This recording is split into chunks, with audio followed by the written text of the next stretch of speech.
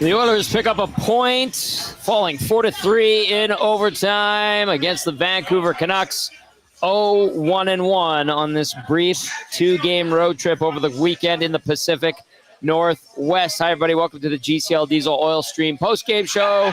Tom Gazzola, Shawn Belle with you live on location at Boston Pizza Westgate on 170th Street and 90th Ave. We were celebrating Curtis's birthday. It was a great time here. The party continues on despite the Oilers only picking up a single point. Benny Thompson back at EST Global HQ. You can text us 780-218-9999.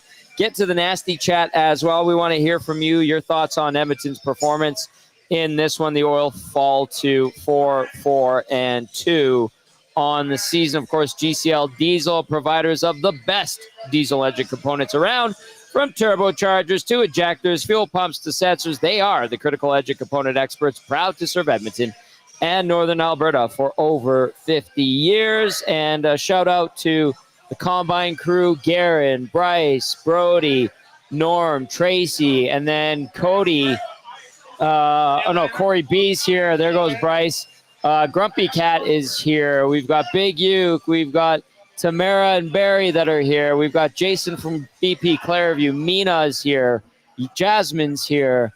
And Dave, and then Tony from BP has just had himself a night. Oh, Tony has been...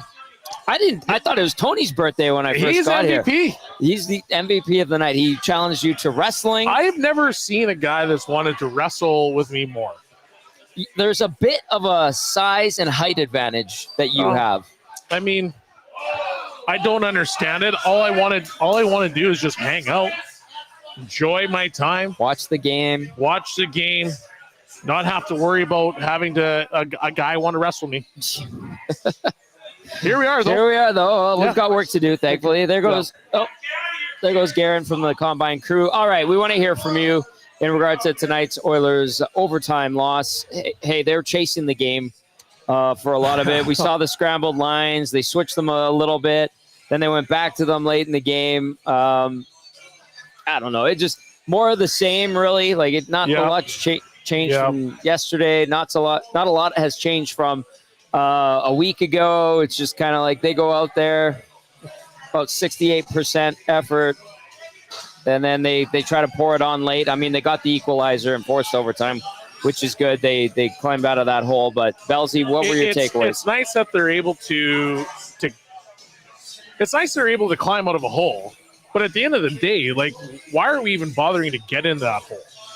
And that's what I don't understand. That's a great question. It's the frustration level from the fans is warranted because you look at all the goals that are scored. Okay, so the first goal by Besser, there's zero back check. Correct. Right. Second one again with Pettersson. Okay, it's a power play goal. It is what it is. There's a goal from Sherwood that gets taken away because it's offside. Yes. Bad read by Bouchard. Stay in the middle of the ice. You squeeze the middle, let him to kick it out, allow him to kick it out, and then you react from there.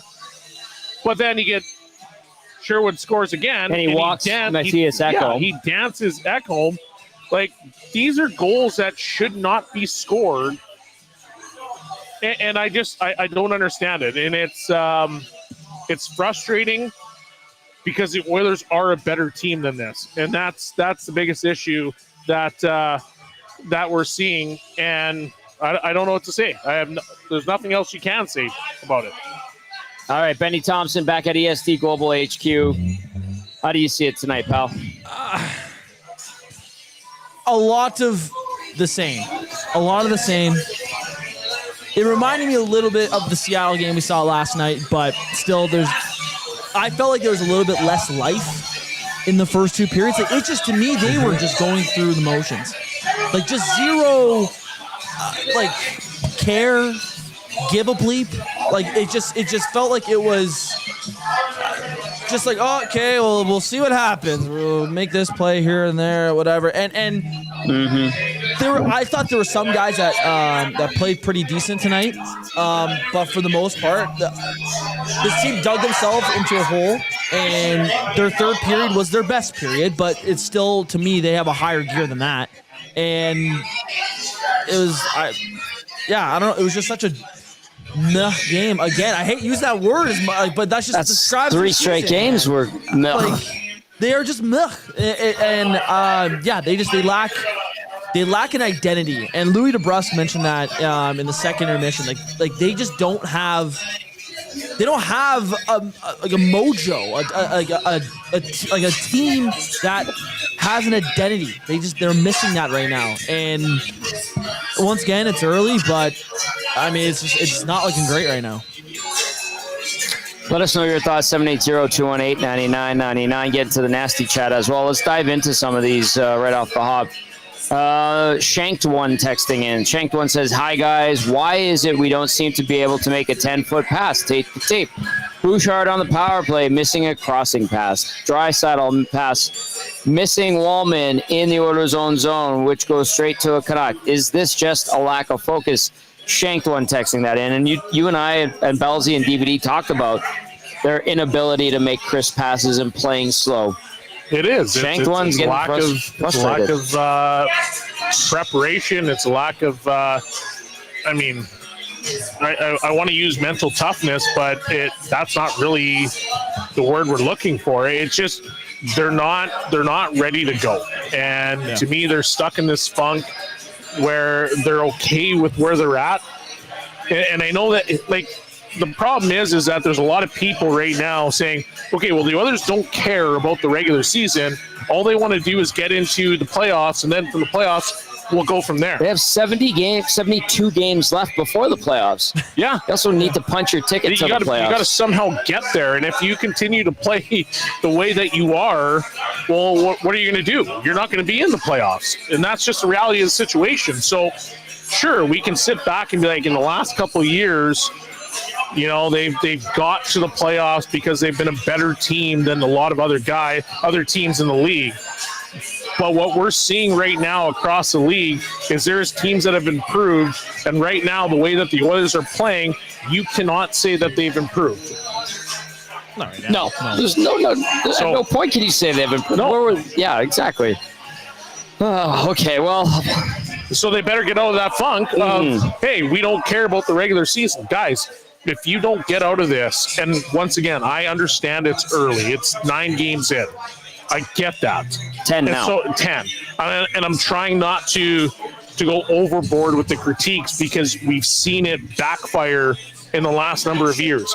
But still, at some point, you have to find your game. At some point, you got to be comfortable with where you're at. And right now, these guys are walking into the dressing room every single night, and they're searching for moral victories instead of just being like, man, that was a great win. So today, okay, well, what's a moral victory that we can sit back and say? Because this is what teams do. Well, and they'll say, well, we found a way to battle back. Yeah, well, but I don't even count that as a moral victory. I mean, you're playing against a Canucks team that is decimated by injury. Their best player was announced today that he's out day to day. Yep. And they control a lot of. Every team is looking to find a moral victory, something that they can move forward with. I understand how teams work and operate behind the scenes. I understand moral victories, and you need to have moral victories, but I think this team right now just needs actual victory, literal victories. 100%. And 100%. They're barely compiling moral victories to give them the mojo and gumption to go out and get literal victories.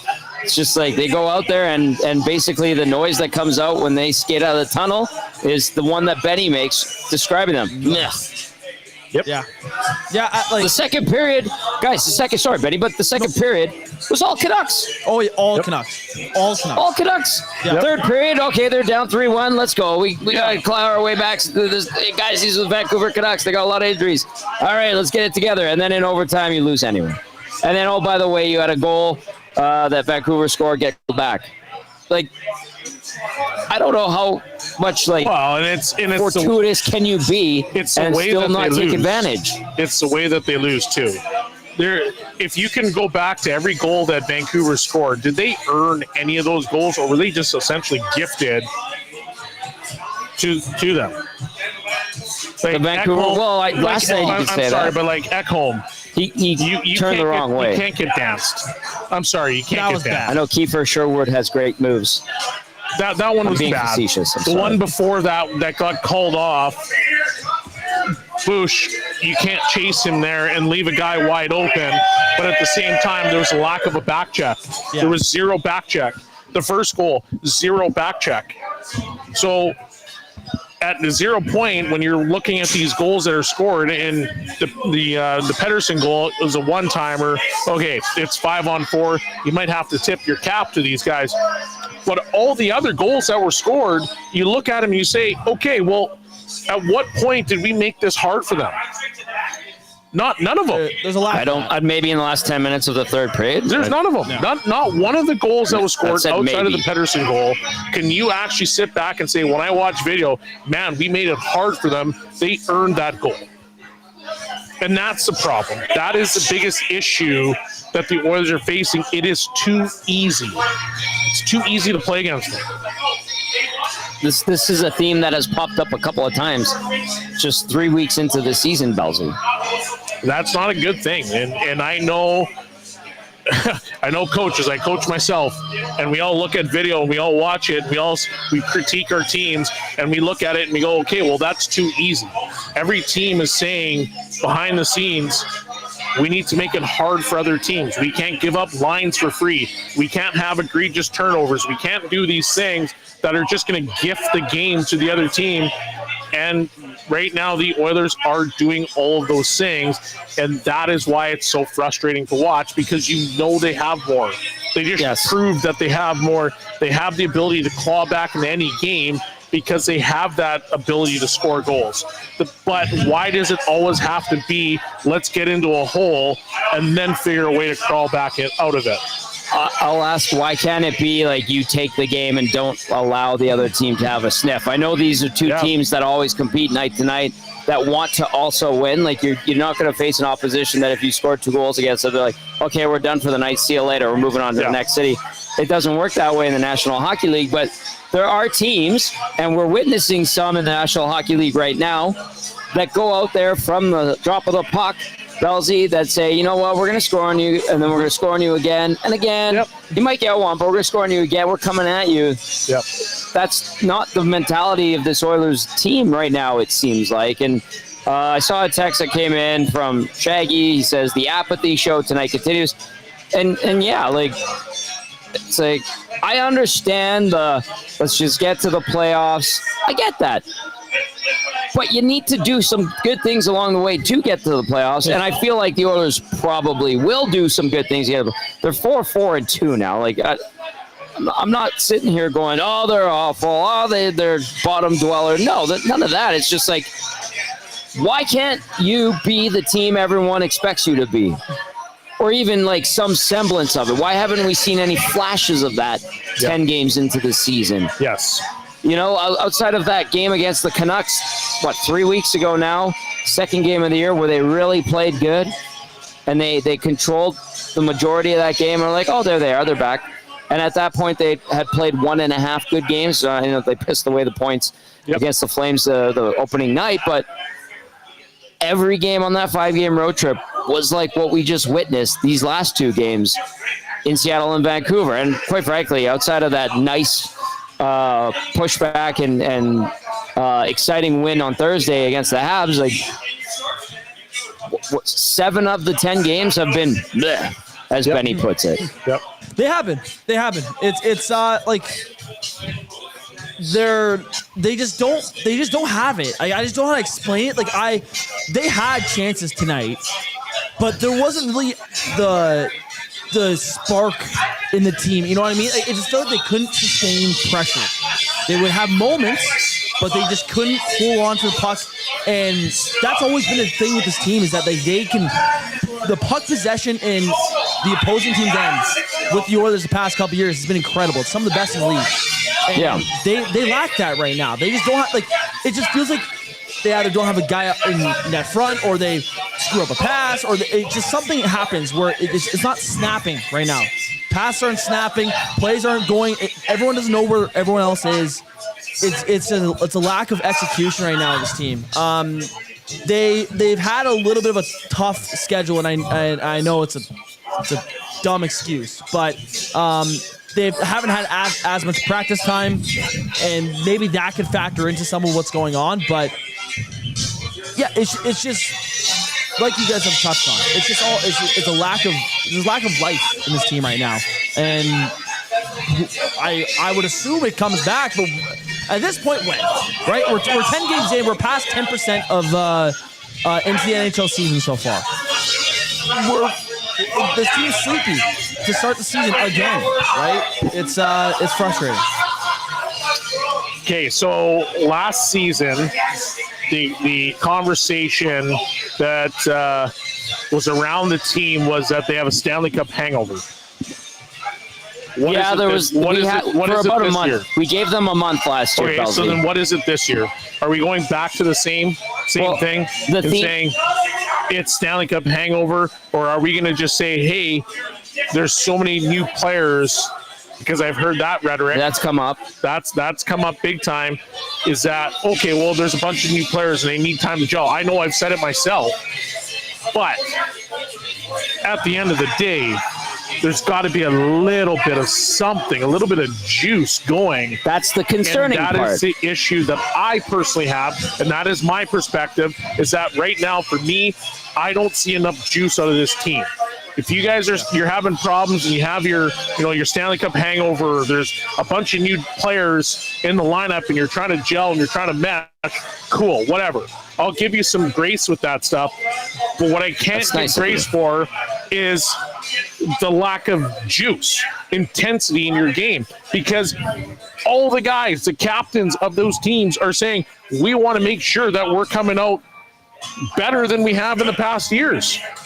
And it can't, like, you know what conversation actually is pissing me off right now? Please tell me. So much. I want to know. See, Zach Hyman's going to come back and he's going to give you everything that you can possibly get.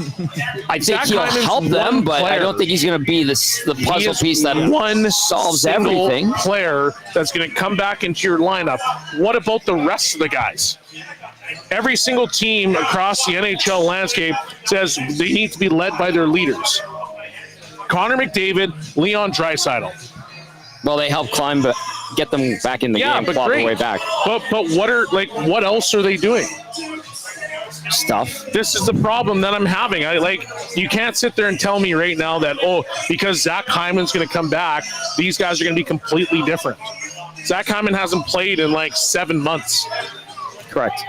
Yeah, that's fair. I personally think Draisaitl had a pretty solid game tonight. There was a couple plays. 2 goals. Two goals. I thought he was snapping the puck around. Like some of those passes that only Leon Draisaitl can do were going on tonight. And so I thought he stood out. And I've been very critical of him. I thought this was his best game so far this year. Connor's struggling. Continue to struggle. But like you said, it's led by their leaders. But even everyone around them right now is there's not a whole lot of positives to take out of tonight's game. Even if they won, if Kiefer Sherwood doesn't tip in that puck in overtime and it goes the other way, maybe Mangiapane scores the overtime winner. I still don't know how many positives you can take out of tonight's game. Okay, yeah, maybe they clawed back, but they still look brutal for at least 2 of those periods. And they didn't look overly great in the third either. I thought they looked better in the third. I really did. They controlled the play. They were good in the third. Nullified that 2-goal deficit. They looked better, but they just lacked that come out fresh, first shift, take over a game. They don't have that right now. They haven't had that all year. That's the thing. And I love teams that go out there and say, you know what, man, we're just going to beat you tonight. Yeah. We know we're better than you. We know we have to work hard to beat you, but we're just going to beat you because we know we're better. And the Oilers should be better. They should be capable of being that team, but they aren't. They don't do it. They know that they're more talented.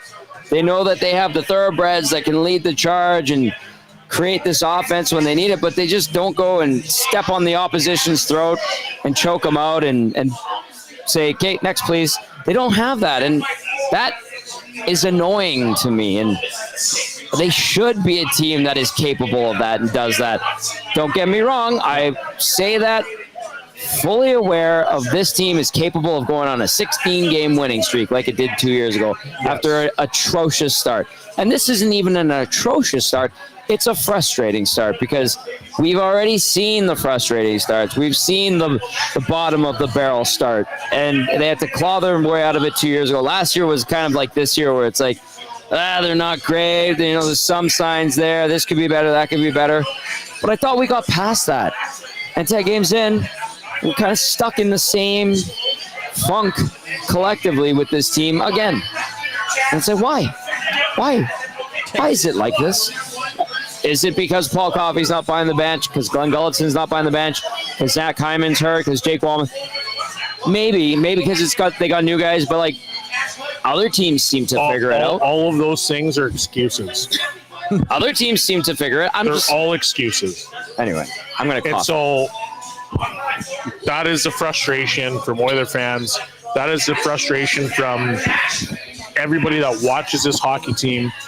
And I do understand that this team, like you just mentioned, has the thoroughbreds to do whatever they need to do when they're awake. Yeah. Good on the Vancouver Canucks for playing hard. They played a great game. They played hard. They did their thing. But when you sit back and you watch the Oilers, you know that they can do. They can be the best team in the league if they want to, and they choose to be. And so why it's so frustrating, why so many people complain about it or bitch about it is, well, we know the level that they can get to. Yeah. And I get that it's the start of the season. I get it. Yeah. However, like, can you give me 50% of that? And because I don't even think you're getting the 50% of that. I think that's the problem. Nope, you're not gonna get that. All right, let's go to. Go ahead, Ben. Sorry. No, that was it. Okay, let's go to the inbox here. 780-218-9999. The Oilers fall 4-3 in overtime. Kiefer Sherwood is the guy that lights them up tonight. Paul texting in says, guys, is it a concern that Pickard has played 50% of the game so far and has a sub 850? Last year, we could say at least he gets wins. And yeah, he had a great season last season.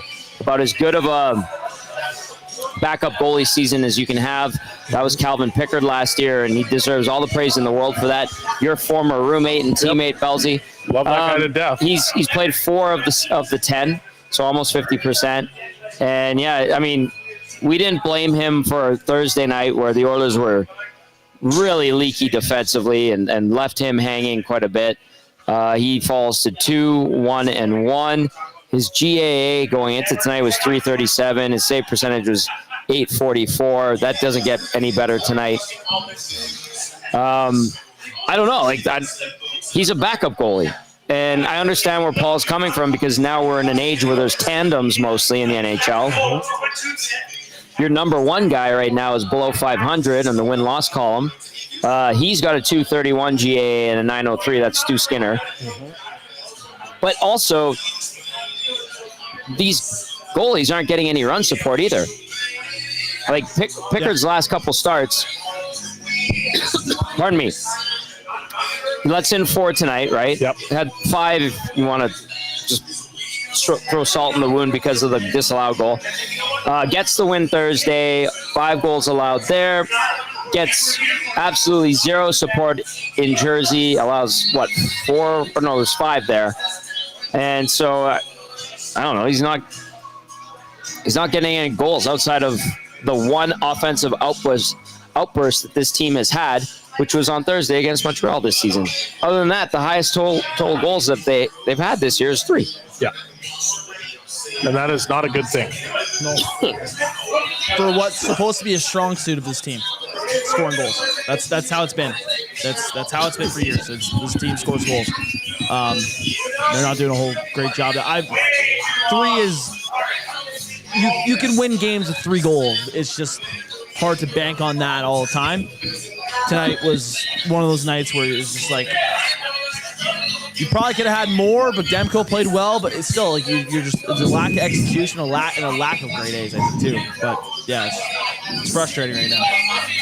Okay, here's an interesting one. I've seen Knobloch's name coming up. And I'm going to use this text because lots in the nasty chat bringing up Knoblock. But this text says, I need to ask, what is the coach asking of the players?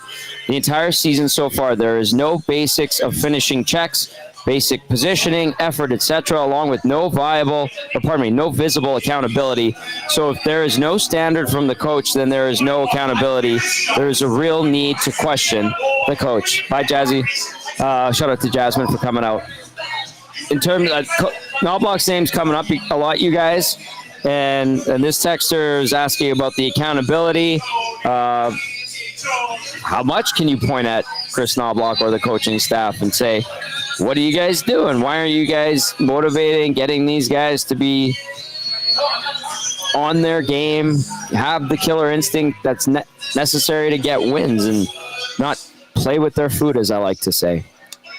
What I've noticed from Knoblauch since he's been here is he's been a detail-oriented guy. Yes. He's not a screamer. He's not a guy that's going to get in your face. He's a guy that is very detailed, and he is calculated with what he does. I think behind the scenes he will challenge guys in the sense that, hey, I'll sit you if you're not. He doesn't sit anybody. Well, he's sat guys. He sits the wrong guys. Sure. Can I say that? Sure, you can say that. But okay, I would say that he has a propensity to sit certain people.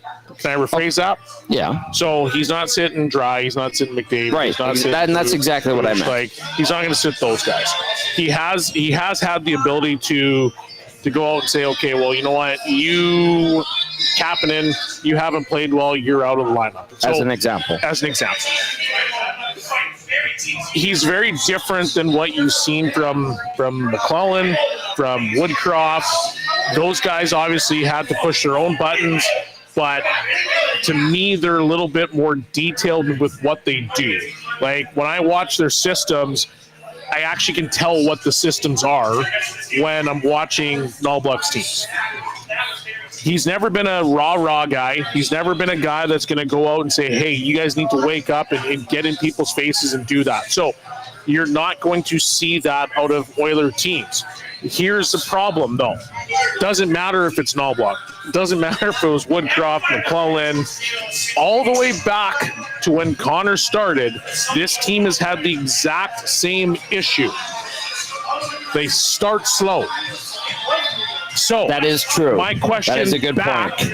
is that a symptom of the coach, or is that a symptom of the players?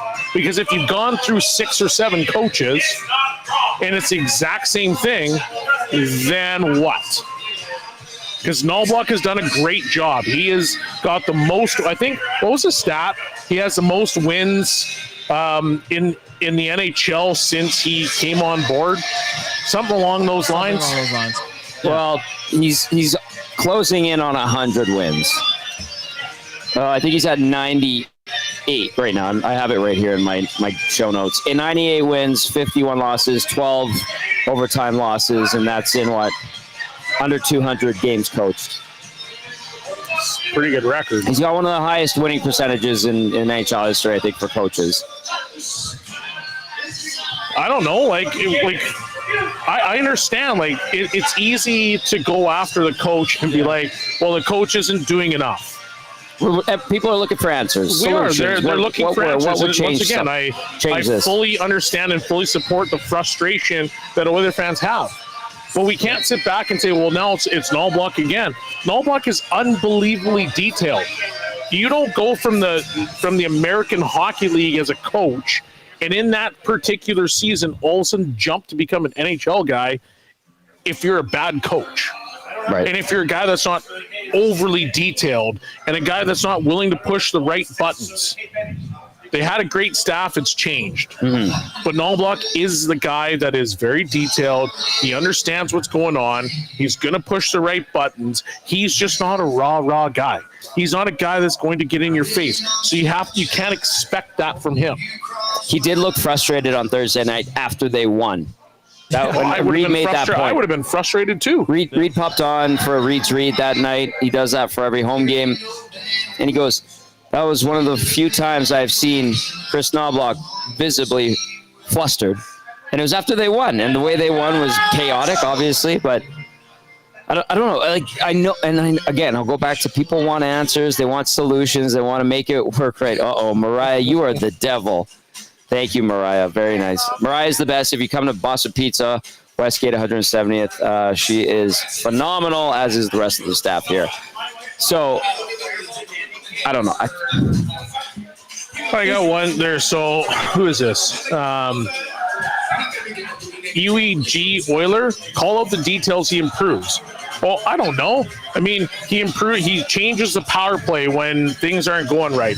And if you think it was only Gulletson that went in and said, this is my power play, that's not true, because Knoblock is the guy that oversees all of it. He approves everything that goes on. Okay, PK has to be different. It changed. PK is different now. The neutral zone transition. So we've talked about, if you watch the LA series, for example. Right. Okay, the Oilers had certain things that they did when it came to neutral zone transition, and then all of a sudden, here we go. Happy birthday to Curtis. Boy. And good to see. So these are the Nasties. Cheers, Jason from BP Clairview. Cheers. Thank you, guys. Oh, yeah. Thank you. Whew. That'll clear my throat. Oh, boy. Wow. Happy birthday, Yep. Curtis.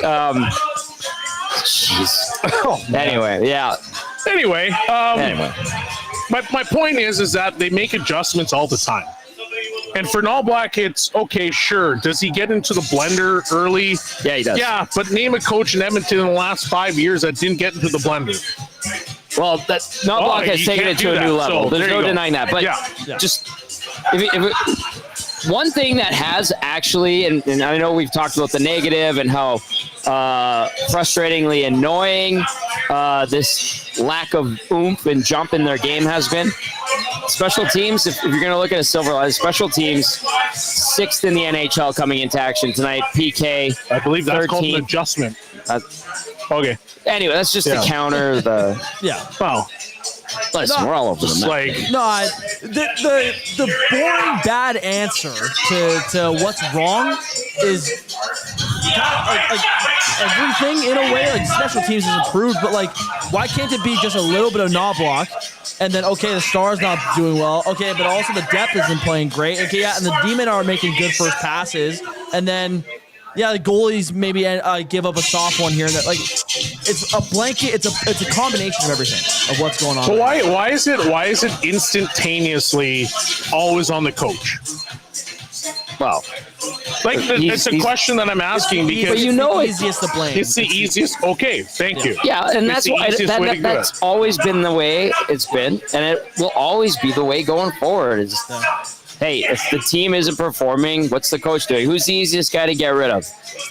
The coach, rather than 23 players. I fully agree with you guys, but the problem is that he's a good coach. This is not something that's just popped up. As Oiler fans and Oiler media and whatever we are, this isn't something that has just popped up last night. This has been happening for the entire McDavid era. And I'm not saying it's on McDavid, but what I'm saying is this is not the first year it's happened. They start slow. They start lethargic. They start in a way that frustrates fans. And then some point they figure it out, and then they go from there. But I fully understand everyone, all 637 of you, I fully understand why you're frustrated. I do too. All right, let's go to Cam Loops J. Cam Loops J texting in via the inbox 780-218-9999. Cam Loops J saying, well, that was a painful game to be at. Being in enemy territory with Canuck fans that don't know anything about hockey, and the Bouchard/Nurse pairing was as brutal live as I bet it was on TV. You and I saw that with DVD and Betty, and on the pregame show, we're like, what? Who thought that was going to be a good thing? And I think DVD brought up, like, hey, Ekholm was there to clean up Bouchard's mess, and maybe they think Nurse would be there to clean up Bouchard's mess. And I was like, how do you clean up a mess with two messes? Like, anyway, I'm not surprised. Betty, what did you see for those two? Because I saw they got away from it, and then they went back to it a little bit. Like, I might stand on my own island here. I didn't think that was their worst pairing tonight. I actually didn't trust me. I was very much like, that does not make sense for a pairing. I didn't hate them tonight. Like, there was moments, McKay, classic, but I thought the Ekholm-Wallman pairing was way worse. I was actually there were some bad moments. There was some. I was like, I can't believe I'm saying this because I think very highly of those two defensemen. They were not very good tonight. I think it was the first goal. Jake Wallman does a complete hero pass across the ice, gets picked off, and then he goes and does a late change, which then leads into Vanderkane defeating was that Besser in the slot for goal. I agree with you, but Tomasek doesn't back check at all. There was a lot to blame there. Savoy doesn't back check at all. Yeah. So I do agree with you in that change. That was a terrible change. Yeah. But there was other guys on the ice that might want to mix in the stride. Yeah. Bouchard made a really nice pass too, by the way. Go ahead. Yeah. The Bouchard pass to Dry on the breakaway. Yeah. That was really nice. That's a $10.5 million defenseman pass. That's what you can do. Yeah. That was a great pass. 100%. But yeah, I genuinely didn't think. Like Nurse and Bouchard, yes, they struggled tonight, of course. But I thought the Ekholm-Wallman pairing was worse tonight. I genuinely trust me, I think very highly of those two defensemen. They struggled. I thought Wallman specifically struggled tonight, and Ekholm had his moments too. But yeah, overall though, I'm not going to pin this loss on that pairing or a certain line or whatever. The whole team was, in general, pretty bad today. And a malaise continues to cast its shadow over this team. Yeah. Let's go to this one from Brian Swain. Our buddy Swainer digs up a lot of great stats. He texts me, he says, Oilers have set the franchise record for fewest shots against and fewest penalty minutes over the first 10 games of the season. Shots against, 237. The previous record was 249, which was set in 2001, 2002. Penalty minutes, 54. Previous record in 10 games, 72. That was 2019, 2020. And they did that as well in 2021, 2022. So there's that's happening with the team. And then Swainer adds a bonus stat in, says, also, Trent Frederick, 8 hits, is most in a regular season game by an Oilers forward since Evander Kane back on November 26th, 2023. So just some stats to throw at you from our buddy Brian Swain. Thank you, Swainer. Always appreciate those. Do they indicate anything to you, like discipline maybe? Like we could say, hey, the Oilers' discipline's pretty good. Yeah. Yeah. I mean, there's always a silver lining anywhere you go. That's not helping them win. Nope. But it's good. But there's a silver lining. Yeah. All right, let's get to some more texts. I know there's been a bunch that have been coming in. We want to hear from you. What's plaguing this team? I don't know what's going on behind me. What's a party over there? Oh, it's a party, man. I'm trying to read these texts. I don't know if they're popping up like properly. Yeah, they're not really popping up on mine either, though. Are they coming out as blank? Yeah, so our text line's glitching. Keep them coming. They eventually show up, but I'm trying to refresh them as much as possible. The Oilers fall 4-3 in OT, 4-4-2 on the season. Betty, do we have any clips that we could go to? I've been looking. They haven't. They've been slow on them today. Okay. I'll give one more. No worries. No worries at all. Can you pass me that poster really quickly? I want to take a moment while we have everyone. We will get back to shredding the Oilers on their loss tonight, but I'm kidding. I'm not going to be that harsh. So at Boston Pizza, we're here live at Boston Pizza Westgate. It's 170th Street, 90th Avenue. Great time. It's Curtis's birthday. He owns BP Westgate. And Tony, GM here, great guy. We had some awesome prizes, but they're also reminding us that on November 18th, 5 days of pizza for Ben kicks off. And so proceeds from pizza sales at Boston Pizza locations, pretty much just a ton of them in Alberta, will be going to the Ben Stelter Foundation. So we want to get that out there. So if you want to go for pizza, you're hankering for some pizza, and maybe you got your spot that you always go to, but you go, you know what, it's November 20th, and I heard there's this promotion happening at Boston Pizza that supports the Ben Stelter Foundation. Let's go do that. I just want to make some people aware of it. So from November 18th to November 22nd, proceeds from pizza sales at Boston Pizza. Pretty much, it's like all of the Edmonton ones, essentially. Lloydminster, Grand Prairie, Olds, like across the province. I know it's not really a Calgary thing, but they're going to be sending a lot of money from the pizza sales to the Ben Stelter Foundation. So I just want to get that out there while we had a chance and while we had a good portion of our audience right now. So anyway, that's a good thing to note. 780-218-9999. Get to the nasty chat as well. The Oilers fall 4-3 in OT to the Vancouver Canucks. It's on to the red-hot Mammoth on Tuesday. So that's not going to be an easy night. That's an upstart team playing aggressive, playing tough, playing with the screw you attitude. Lots of talent on that team. That might be a wake-up call for the Oilers, quite honestly, if they're not on their game and wake up and get out of this funk that they're in and the malaise that they're playing with. Yeah, it's a game that when you see on the calendar, you start to analyze, the different teams and what they're doing well.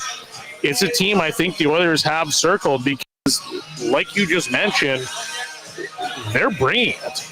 And if you're not ready for them, it's kind of similar to what Montreal was like. If you're not ready for them, they could be 7-0. It could be an 8-0 game. Habs were 6-2. Yeah, they have the ability to light you up and fill the net. So if you're not ready as an Oiler and you're playing against a Mammoth, look out. Mammoth defeat the Jets 3-2 tonight.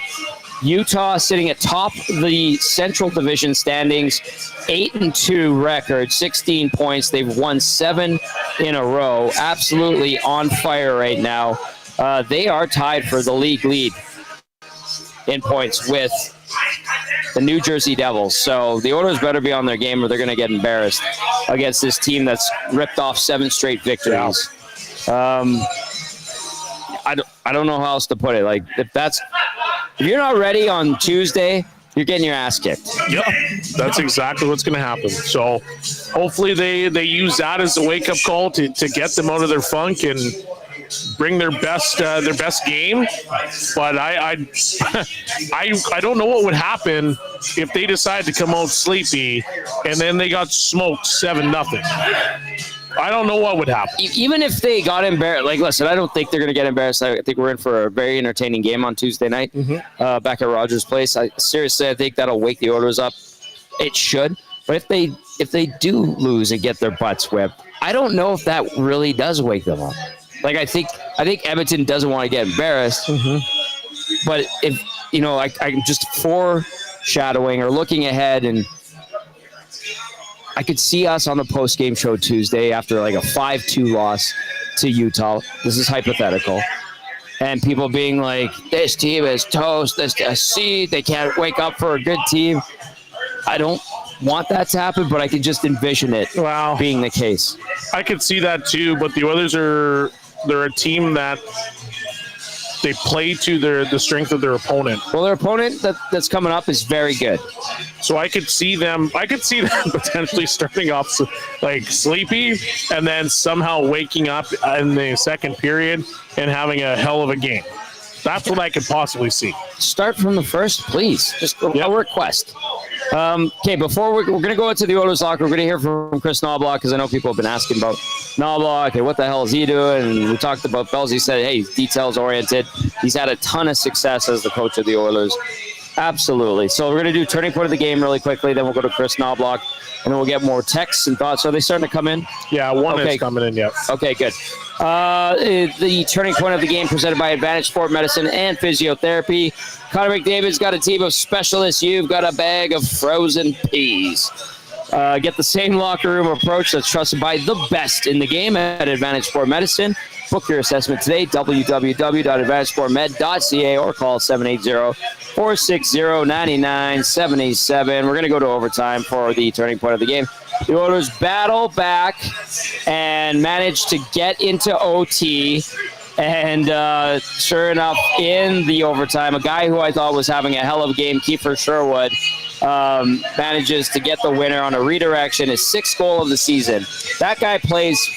He gives you everything every night, and I wasn't prepared for what he brought. He's an a-hole on the ice, and I'm all for it. Apparently he's got all-world hands too.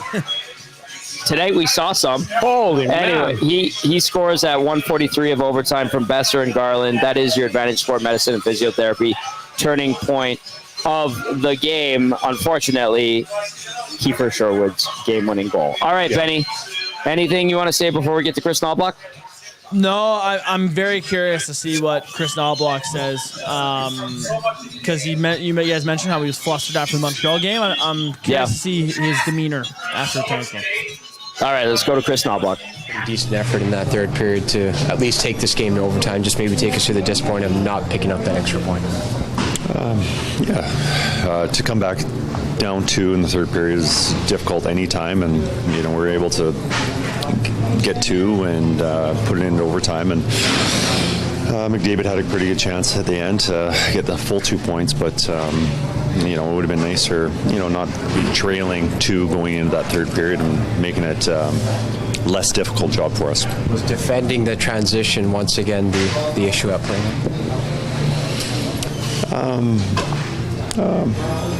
I think more of it, some turnovers. I think turnovers, one that led to a penalty kill goal against, one turnover that led to the disallowed goal.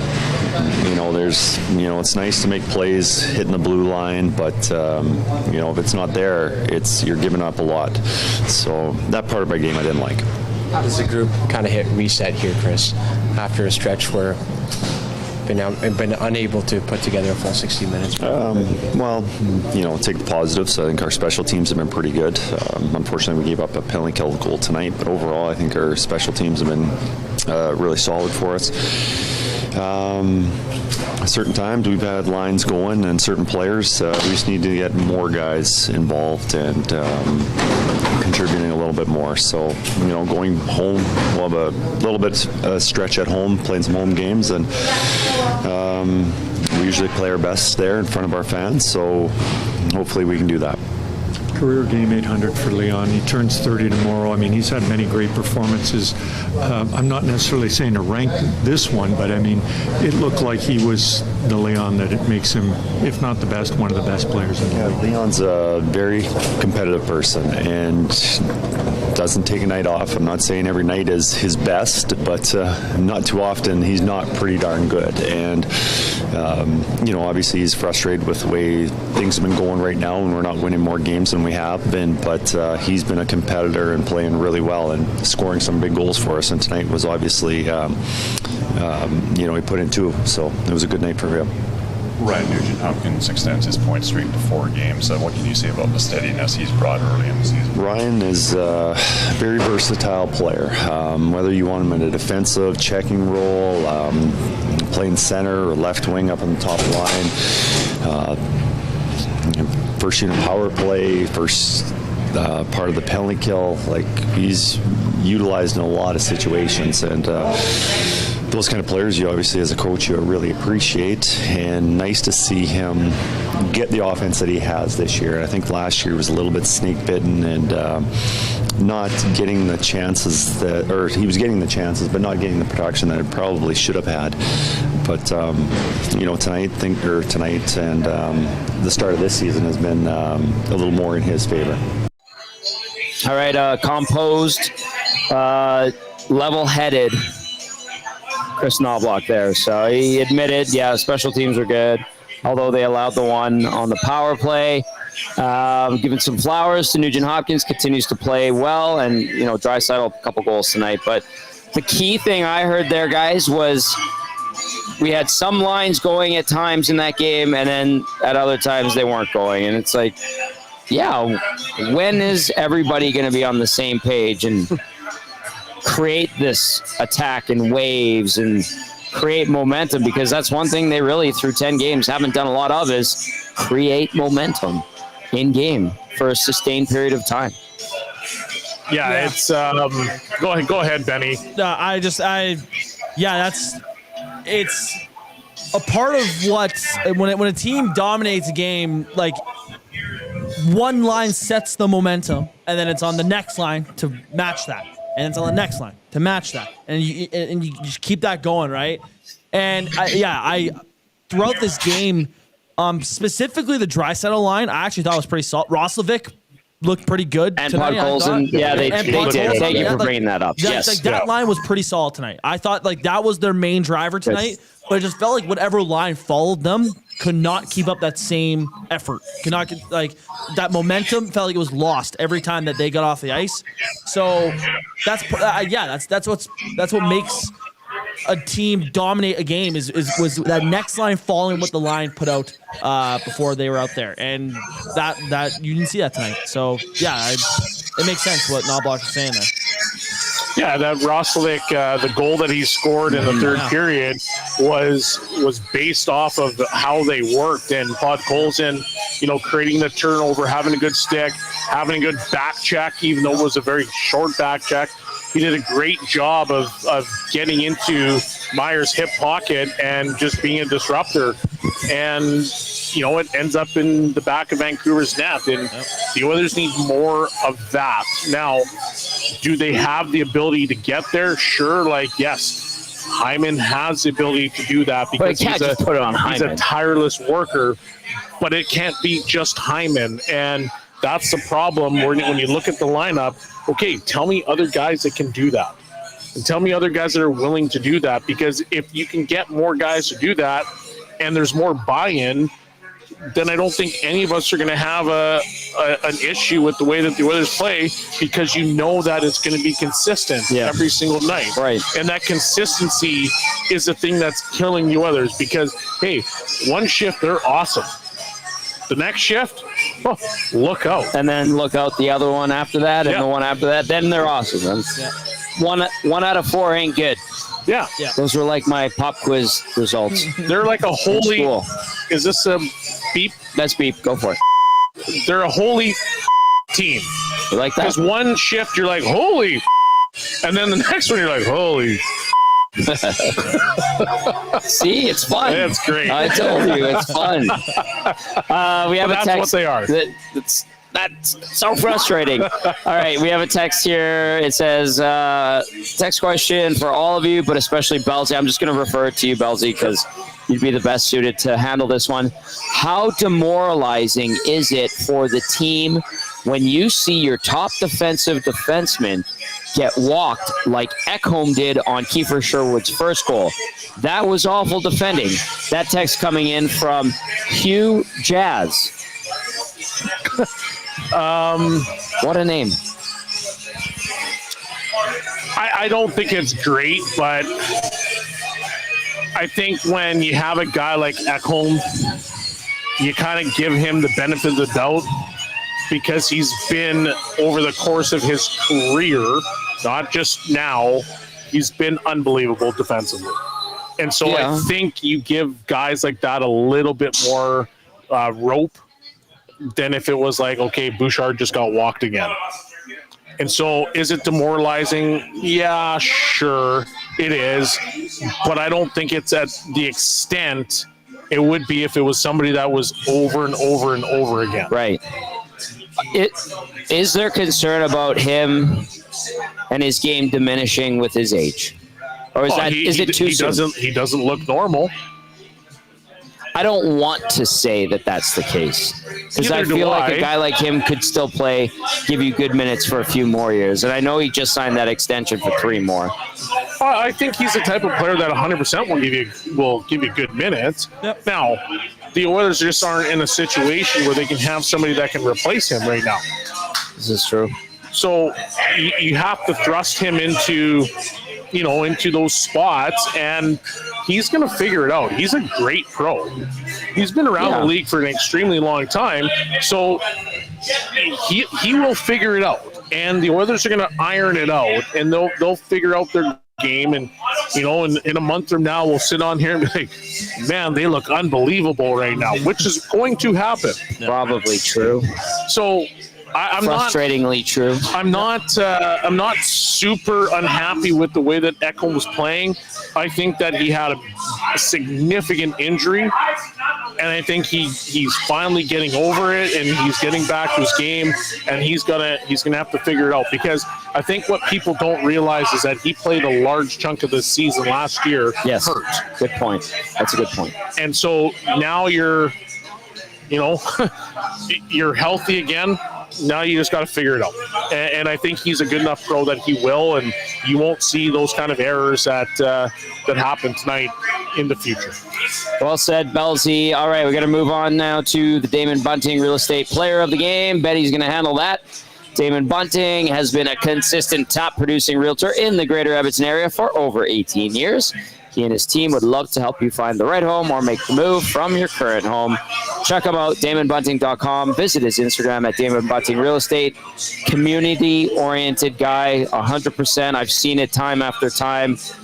Just a good human being, and we're so happy to have him back on the pre- and post-game show. So, without further ado, Benny, take it away with the Damon Bunting Real Estate Player of the Game. Okay.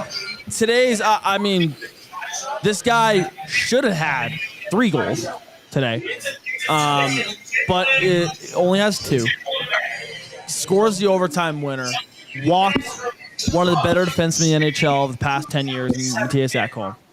Kiefer Sherwood was the guy tonight in this game. It was if you watched the game, you saw he made an impact every shift, running guys, dangling guys, getting people's faces, everything. He's everything what Oilers fans want Trent Frederick to be. He's exactly like that. Like that is what they want Trent Frederick to be. Is Kiefer Sherwood. That was buzzsaw. Yeah, just a buzzsaw going out there. It was a great signing for Vancouver. It's paying off. I wondered how his play would be with Tocchet leaving, because it seemed like he was a Tocchet guy. It looks like he's even taken another step this year. Adam Foote's not well, yeah, different. that too. So, yeah. Your former D partner. Yeah, my former D partner. True. So, Kiefer Sherwood, he's player of the game today. It's hard not to say him. Nicely done, Benny. Player of the game brought to you as always by Damon Bunting Real Estate. Can you really quickly tell the story about that last game of the season when you guys played the Oilers and Adam Foote was your D partner and the stuff he did? And I think that was his last game too, wasn't it? I remember it was his last game, and we were playing the Oilers in Denver. I was there, I remember. And at one point, he had Timu Hartikainen in the air. Who's a big guy. I pick up my kid, Hendricks, and I hold him like this in the air, and his little legs start doing this one because he's like, I want to get down. Yeah. But that's what Timu was doing. His feet weren't touching the ice, and he was kicking, trying to scramble to get out of, Adam Foote's vice grip. Yes. And I could hear terrific Tom Rennie, it's a penalty! It's a penalty! No penalty. Not when you're Adam Foote. It's Adam Foote's last game, Tom. Yeah. Come on. That's hilarious. I love that story. And Timo Hartikainen is a great guy. I used to play awesome guy. Call of Duty with him. He's such a good dude. Such a good dude. Such a good guy. Yeah. I love that story. All right, Belsey, take a look ahead to Tuesday. This Mammoth team living up to their name. Just big, bold, and tied for the league lead in points at 16 with the New Jersey Devils. They're a good team. They're playing well.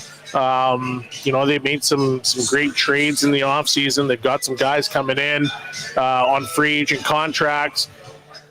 Looks like they put together a really, really solid team. Mm-hmm. And the way that they're playing right now, it's relentless hockey. They're very similar to Montreal.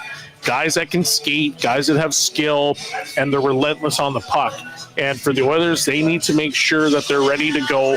When the Oilers are ready to go and they play their best game, there's not many teams across the league that can match them. Mm-hmm. And so if you have the ability to get up for that game, which I hope they do, we're going to see an awesome game Tuesday. Could be fast, could be high scoring. It's going to be very skilled. You're going to see a lot of action. Like you just mentioned, high scoring potentially. That's what I hope to see. Maybe the fear of being embarrassed by the Mammoth and how they're playing gets the Oilers back up against the wall collectively, and it gives them the mindset to go and go shot for shot, toe to toe with one of the hottest team in the National Hockey League. The Mammoth have rattled off 7 straight wins. They beat Winnipeg tonight, and the Oilers just look very, say it, Benny. What's that word again? Yeah. Well, another real performance on Tuesday, and we're going to be talking about a pretty lopsided loss. Unless they wake up, which I think for the sake of Oil Country, everybody wants to see is those Oilers wake up, play their game, and maybe show the Mammoth what a championship caliber team can be. There's one somewhere buried in the Oilers. Just haven't seen it yet. They got to dig it out for sure. All right, that's going to do it for the GCL Diesel Oil Stream post-game show. Happy birthday, Curtis. A wonderful time here at BP's Westgate, 170th Street. Just a lot of great nasties came out tonight. I think we made some new EST fans, too. Yes, we did. It's been great. We really, really appreciate Curtis, Tony, for having us here. And then Jason from BP Clareview actually came out tonight. Great to see him. We had a really good time there last night. So we're back November 15th at BP Clareview, and we get the whole thing going. We'll probably be on location, I think, 4 times for post-game shows, pre- and post-game shows next month. All right, boys, good work tonight. It was a late Sunday. Thank you to everybody who stayed up with us. We really appreciate it from the bottom of our hearts, sincerely, and thank you to everyone who listened and watched. Hit that thumbs up on your way out. For Benny and for Belsey, I'm Tommy saying enjoy the rest of your night. We'll see you tomorrow. Ciao, ciao.